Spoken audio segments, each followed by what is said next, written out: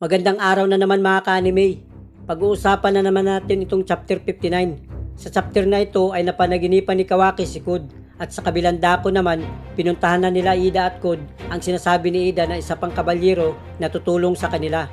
At bago ang lahat, kung bago ka pa lang dito sa aking channel, make sure na nakasubscribe ka na at pindutin ang notification bell para laging update sa mga bago kong video. Kaya ipasok muna natin ang ating intro.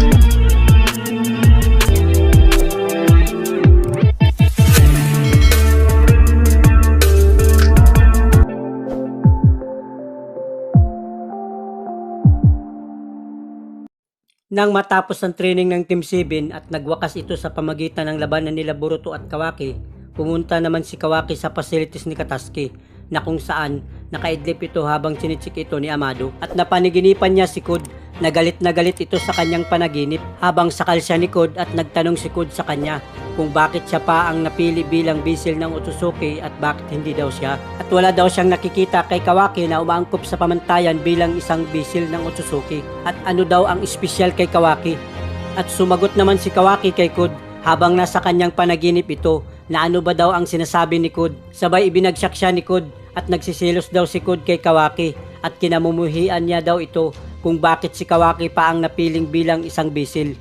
At binalaan ni Kud na papatayin daw niya si Kawaki, ang wika ni Kud sa panaginip ni Kawaki. At agad namang nagising si Kawaki sa kanyang panaginip at sabay naman pagkagulat ni Sumire at nagtanong kay Kawaki kung okay lang ba ito na ito daw ay binangungot. Ngunit sumagot naman si Kawaki na isang panaginip lang pala at wala daw iyon ang sagot naman ni Kawaki kay Sumire. Habang nakaupo naman si Amado malapit sa kama ni Kawaki, nagtanong naman ito, hanggang ngayon ba ay napapanaginipan mo pa rin ba ang disiplina ni Jigen sa'yo? Ang wika ni Amado. At sumagot naman si Kawaki na minsan lang daw, ngunit ngayon ay kasali na si Kud sa kanyang panaginip at ipiniliwanag ni Kawaki kay Amado na ang kanyang napanaginipan ay galit na galit si Kud sa kanya at kahit kailan ay hindi daw siya isang bisil. At sumagot naman si Amado na hindi daw ito naiintindihan ni Kawaki na hanggang ngayon ay isa pa rin daw siyang bisil ni Ishiki at iyon ay hindi na mababago pa ni Kawaki. Na ang espiritu ni Ishiki ay namayapa na at tinanggal ang pagkakataon na makuha daw siya nito. Ngunit ang katotohanan ay isa pa rin daw siyang bisil nito, ang wika ni Amado kay Kawaki. At sumagot naman si Kawaki kay Amado na tumigil daw ito. At muli nagsalita na naman si Amado kay Kawaki na ang natitirang Otsutsuki ay nakikipagsapalaran pa rin sa katawan ni Kawaki at iyon daw ang tunay na realidad at kailangan daw nitong tanggapin.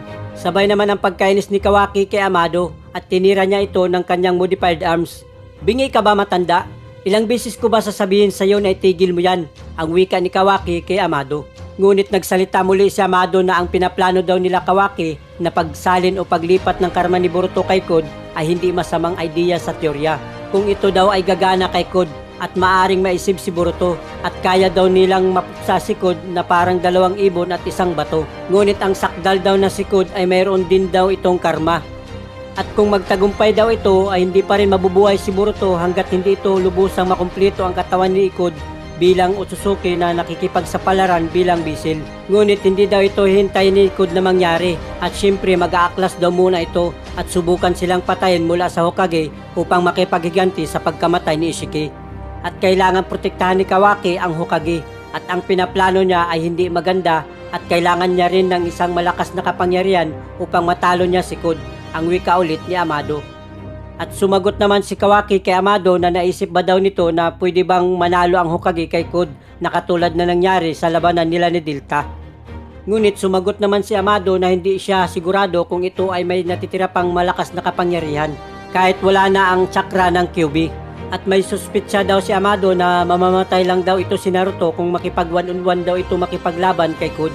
At natitiyak daw ni Amado na hindi mangyayaring manalo si Naruto tulad na lamang sa labanan nila ni Dilta. At alam daw ito ni Kawaki At tinanong naman ni Amado si Kawaki na gusto ba daw nito magkaroon ng kapangyarihan. Ngunit sumagot naman si Kawaki kay Amado na diretsahin na lang daw siya kung ano ba ang ibig sabihin nito. At sumagot naman si Amado na kailangan daw tanggapin ni Kawaki sa kanyang sarili ang karma na nanggaling kay Ishiki upang magamit bilang isang sandata, at ito daw ang magbibigay sa kanya ng tunay na lakas. At dito natahimik si Kawaki. Ang karma ay tunay na sandata? Ang bulong ni Sumire sa kanyang sarili habang nakikinig ito sa pinag-uusapan nila Amado at Kawaki. At muli nagsalita na naman si Amado na mayroon daw siyang batayang pamantayan na maaari niyang gawin. Ngunit sumagot naman si Kawaki na ang kanyang suggestion ay lalagyan na naman daw siya ulit ng karma nito. At sumagot naman si Amado na eksakto daw itong si Kawaki at siguradong alam daw ito ni Kawaki. At gagawin daw ni Amado ang lahat upang makamit ni Kawaki ang kanyang layunin. Ngunit alam din daw ni Amado na makatwiran daw itong si Kawaki. Ngunit hindi papayag si Kawaki sa desisyon na sinasabi ni Amado. Sabay bitbit ni Kawaki ng kanyang damit at umalis sa lugar kung saan andun siya sa facilities ni Katasuki. At muli nagsalita na naman si Amado na nasa kay Kawaki na lang daw ang huling pasya kung gusto ba daw nitong matalo si Kud at ang pagpili. Samantala, balik na naman sa facilities ni Buro kung saan patuloy pa rin sila Kud at Ida sa kanilang mga plano, at napag-usapan muli nila si Kawaki na ito daw ay nakakaawa at tunay na nagmamalasakit sa Hokage at tila balisa daw ito sa kanyang sarili na walang magawa upang maprotektahan ang Hokage, at masyadong masakit daw para kay Ida na mapanood ito. At tinanong naman ni Ida na hindi ba daw pwedeng ikonsidera na lang ni Kud ang kanyang mga plano na patayin ang Hokage, ang wika ni Ida kay Kud. Ngunit sumagot naman si Kud na pasensya na lang. Si Ishiki Otsutsuki daw ay ang kanyang Panginoon at may pananampalataya daw siya nito. At kahit anong rason ay ang Hokage at iba pa ang may pakana nito sa pagkamatay daw ng kanyang Panginoon, at wala daw itong kapatawaran. At muli nagsalita na naman si Ida kay Kud na ipangako daw niya na hindi niya idadamay si Kawaki, at sumagot naman si Kud na oo, alam daw niya ang gagawin niya at may espesyal siyang pagbubukod bilang paggalang niya kay Ida. At talagang desidido na daw si Kud na patayin niya si Naruto. At ito daw ang kanyang numero 1 target, at papapatayin niya daw ito sa pamagitan ng kanyang sariling mga kamay. At sumagot naman si Ida kay Kud na sige, ikaw nang bahala, basta siguraduhin lang daw ni Kud na hindi madamay si Kawaki, ang wika naman ni Ida kay Kud. Muli nagsalita na naman si Kud kay Ida na pinatay niya daw ang dalawang bantay. Ngunit sumagot naman si Ida na wala daw siyang pakialam sa mga ito, at binalaan naman ni Ida si Kud na magdaan-daan lang daw ito sa kanyang mga plano na pagpatay sa Hokage, dahil gwardyado ito ng 24/7 at kasama pa daw ang 5 nayon na naghahunting sa kanya.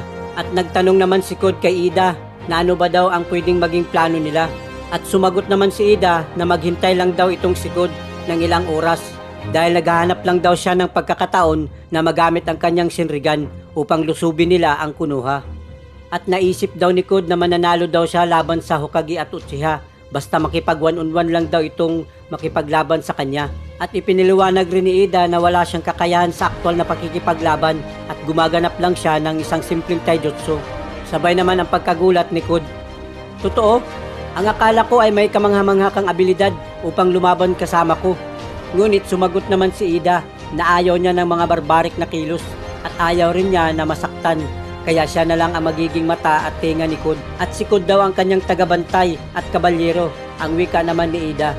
Ngunit sumagot naman si Kud na kabalyero, sige, magtatrabaho ka sa akin. At tinanong muli ni Kud si Ida na paano kung masumpungan ni Ida na ang kanyang sarili na nag-iisa lamang kasama ni Kawaki at subukan daw itong patayin, ang tanong ni Kud kay Ida. At sumagot naman si Ida na kakaibang tanong daw ito. At muli nagsalita na naman si Kud na hindi daw ito imposible na si Kawaki at Boruto ay isang Otsutsuki at hindi ito madaya ni Ida. Ngunit sumagot naman si Ida kay Kud na sa palagay daw niya, inaasahan na niya ang mangyayari at maiwasan ang ganung bagay. At sinabihan ni Ida si Kud na sumama daw ito sa kanya dahil may ipapakilala daw siyang isa pang kabalyero na tutulong sa kanya. Samantala, habang naglalakad si Kawaki sa nayon ay naisip pa rin niya ang sinabi ni Amado na gusto ba daw nitong magkaroon ng kapangyarihan upang magamit bilang isang sandata at kailangan niya daw itong kunin. Habang naglalakad si Kawaki, nakita naman ito ni Shikadai.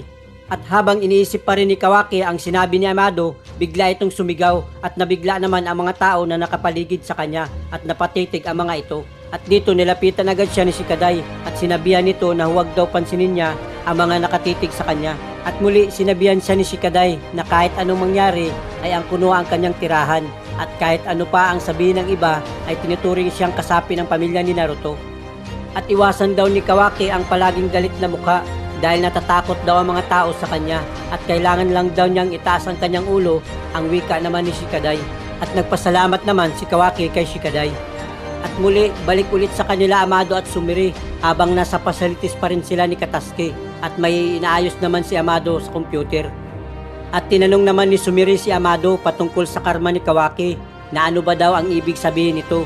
Ngunit sumagot naman si Amado na hindi ba daw ito nakikinig. At sumagot naman si Sumire na hindi niya daw ito naiintindihan ang tunay na hangarin ni Amado.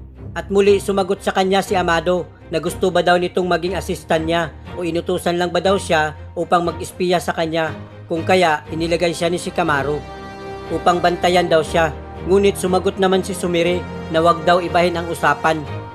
At dito ipiniliwanag naman ni Amado na ang karma ni Kawaki ay nabura, at tulad ng nabanggit niya na ang data ng Otsutsuki ay nakadownload sa katawan ni Kawaki. At mananatili pa rin daw ito at hindi na magbabago, samantala ang haba daw ng buhay ni Isiki ay naubos na at ang espiritu nito ay namatay. Ngunit ang kapangyarihan daw ni Isiki ay patuloy pa rin sa pagkatulog, at kailangan niyang magbukas ng pinto upang gawin ito sa katawan ni Kawaki, paliwanag naman ni Amado. At sumagot naman si Sumire kay Amado, ang ibig mong sabihin muli mong lagyan ng karma ang katawan ni Kawaki?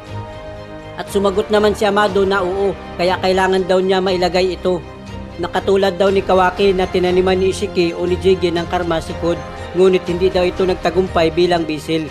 Kaya naisip daw niya gawin ito ulit kay Kawaki upang magamit bilang isang makapangyarihan na sandata. At mahusay na pag-aari na mandirigma ang paliwanag ulit ni Amado kay Sumire. Ngunit nagtanong si Sumire na yan ba ang totoo? At wala na bang iba pang dahilan kung bakit nais ni Amado ibalik ang karma ni Kawaki? Ang duda na tanong ni Sumire kay Amado. Samantala, balik ulit sa kanila Kud at Ida.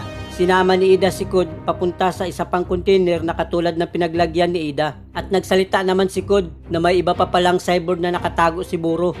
At nagsalita naman si Ida, ang nag-iisa bukod sa Otsutsuki at may kakayahang lumaban upang protektahan ako, na walang iba kundi ang aking nakakabatang kapatid na si Daimon, ang wika ni Ida kay Kud. At dito inutusan ni Ida si Bug na buksan daw itong container. Ngunit sumagot naman si Bug na sigurado ba daw itong si Ida. At dito binuksan ito ni Bug. Nang matapos mabuksan ni Bug ang container, tinititigan naman ito ni Kud. Ngunit wala siyang nakikitang laman sa loob. At habang nakatitig at nakatayo, may isang batang lalaki ang biglang pumatong sa kanyang likuran at nagtanong kay Kud kung sino ba daw siya. Ikaw ba ang bagong lalaki ng ate ko? Ang wika ni Daimon. Sabay naman pagkagulat ni Kud at akmang tirahin niya ng kanyang matutulis na daliri. Ngunit sinaway siya ni Ida na wag daw itong atakihin. Hoy ate, ang sarap naman ditong sumakay sa isang to, ang tuwang-tuwa na wika ni Daimon. At inutusan ni Ida si Daimon na bumaba daw ito sa likuran ni Kud. At sinabihan naman ulit ni Ida si Daimon na wag daw itong biglang tumalon sa di niya kakilala. At dito nagsalita muli si Daimon na seryoso ba daw itong si Kud sa nararamdaman sa kanyang ate, dahil kung hindi ay papatay niya daw itong si Kud kung papayakin niya daw si Ida. Ngunit nagsalita naman si Ida kay Daimon na ito daw ay isang kaibigan lamang at hindi niya daw ito type. At nang matapos ni Ida pagsabihan si Daimon, natunugan naman sila ng mga bantay sa loob ng facilities ni Buro sa pamamagitan ng pag-alarm dahil sa pagbukas ni Bug nito. At tinanong si Bug ng mga bantay kung ano ba daw ang ginagawa doon sa lugar na yun. At kasama din daw nila ang pumatay sa dalawang bantay sa pinto at ano ba daw ang gagawin nila sa cyborg ni Buro. Ngunit sinabihan sila ni Bug na wag daw itong lumapit at pinapaalis ang mga ito o kung hindi ay mamamatay daw sila. Ngunit hindi nakinig ang mga ito at biglang tinira ng isang bantay gamit ang kanyang armas si Ida, Kud, Daimon at Bug. Ngunit ginamitan ito ni Daimon ng kanyang abilidad gamit ang kanyang mga mata at biglang bumalik ang tinira ng isang bantay sa kanyang mukha at nasunog ang ulo nito at naputol. At muli hinagis na isa pang bantay ang kanyang hawak na palakol, ngunit bumalik lang ito sa kanya at nasapol ang kanyang ulo at bumawon ito sa isang bantay. At ito pa lang si Daimon ay kayang umatake gamit ang kanyang mga mata na kahit hindi na lumapit sa kanyang mga kalaban. Nang matapos ang mga pangyayaring iyon ay mabilis namang nagtakbuhan ang iba pang mga bantay, ngunit mabilis naman itong hinabol ni Daimon at sinipa ang ulo ng isang bantay at natumba, habang ang isang bantay ay akmang bumunot ng kanyang espada, ngunit biglang naputol ang kanyang ulo. Sabay naman ang pagkagulat ni Bag at Kud.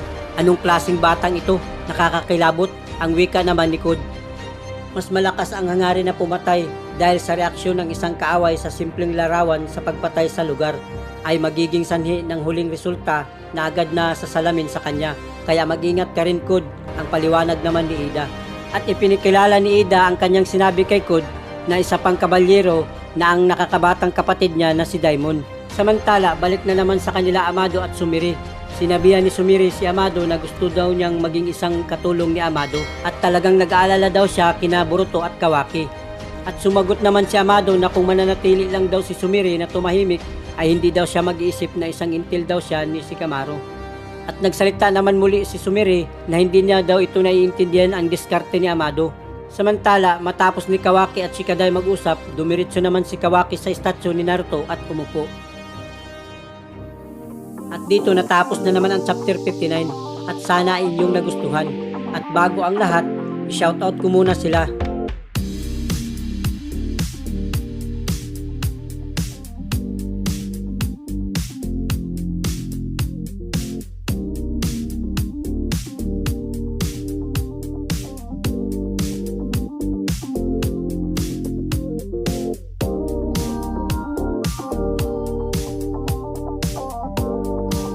Bago nyo skip ang aking video, huwag kalimutan mag-subscribe, i-hit ang notification bell, i-like and share.